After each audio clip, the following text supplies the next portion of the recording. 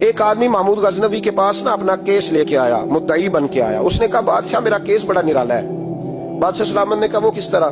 کہنے لگا یہ میرے پاس ایک تھیلی ہے، میں نہ سفر پہ جانے لگا تو یہ تھیلی پوری ہیروں کی بھری ہوئی. فلاں علاقے کے جو قاضی صاحب ہے نا، میں جاتی دفعہ میں کہیں سفر پہ جا رہا تھا تو میں ان کے پاس چھوڑ گیا کہ رستہ لمبا ہے، کہیں کوئی مجھ سے چھین نہ لے، ہیروں کی بھری ہوئی. کچھ دنوں کے بعد میں واپس آیا ہوں، قاضی صاحب نے مجھے تھیلی واپس کی ہے تو اس میں ہیروں کی بجائے کھوٹے سکے نکلے. اب میں نے قاضی صاحب سے کہا ہے تو قاضی صاحب تو میرے گریبان تک آتے ہیں، وہ کہتے ہیں بتا کہیں سے پھٹی ہے، کھلی ہے؟ وہ جس طرح ٹانکے لگا کے تو نے سی تھی اسی طرح لگے ہوئے ہیں کہ نہیں؟ تو حضور لگے بھی بالکل اسی طرح ہے، نہ پھٹی ہے نہ کھلی ہے. اب میں لٹ گیا ہوں، میری کل عمر کی کمائی ضائع ہو گئی، کھوٹے سکے کہاں اور ہیرے کہاں؟ تو مہربانی کریں اور آپ کی بارگاہ میں اللہ رسول کے نام پر حلف دیتا ہوں کہ میں ہوں بالکل سچا.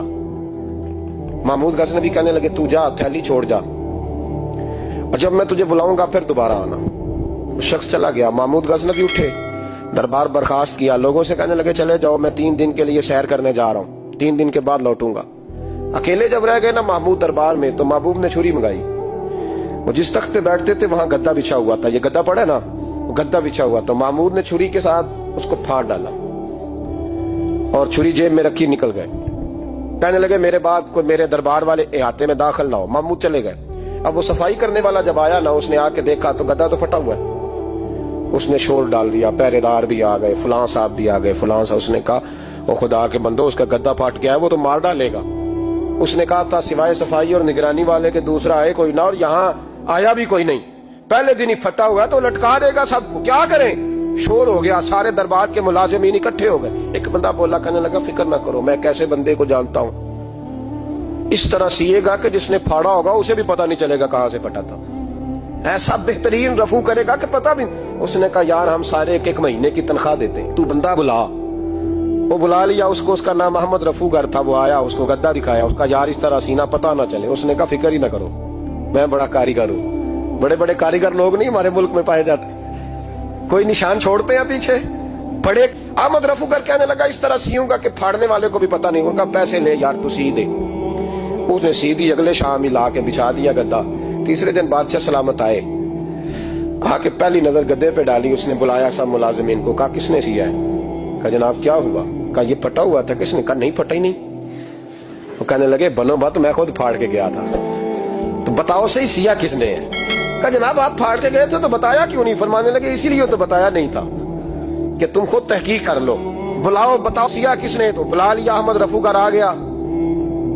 اس کو جب بلا کے سامنے بادشاہ کھڑا کیا، کہا بھئی تو نے سیا ہے؟ کہنے لگا حضور آپ کے سارے ملازم کٹھے ہو کے آئے تھے، میری غلطی کوئی نہیں. کہا نہیں یار تو بڑا کاریگر ہے، میں نے اپنے ہاتھ سے پھاڑا تھا پر مجھے بھی نہیں پتا چل رہا کہاں سے پھٹا تھا. اچھا یہ بتا یہ تھیلی جو ہے یہ بھی تو نے سی تھی؟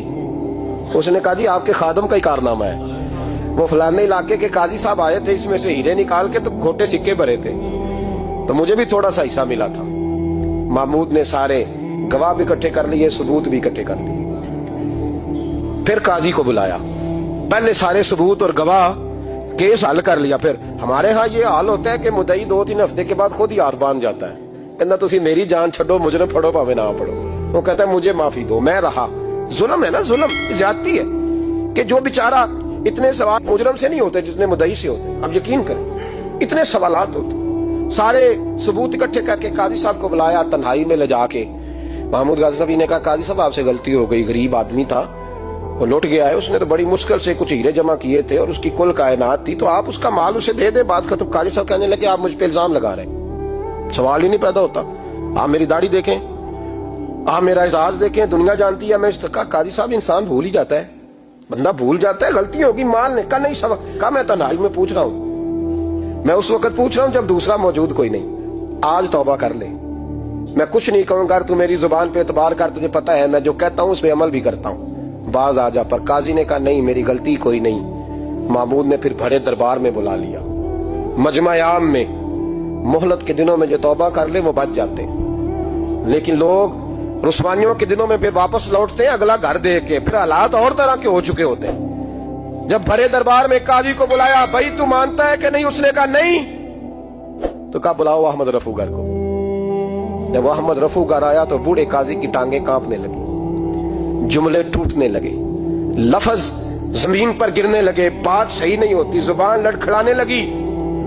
महमूद कहने लगे काजी मैंने तुझे कहा था वहां मान जा बात, अब भरे दरबार में बोल। तो जब काजी साहब की गर्दन खुद ब खुद झुक गई तो दुनिया समझ गई। कहा निकल जा मेरे दरबार से। महमूद बोले निकल जा, इतनी तुझे इज्जत दी, इतनी बड़ी तनख्वाह दी, काजी बनाया, और ये छोटी सी रकम के लिए, थोड़ी सी रकम के लिए तो बददियानत हो गया, चल चला जा निकल।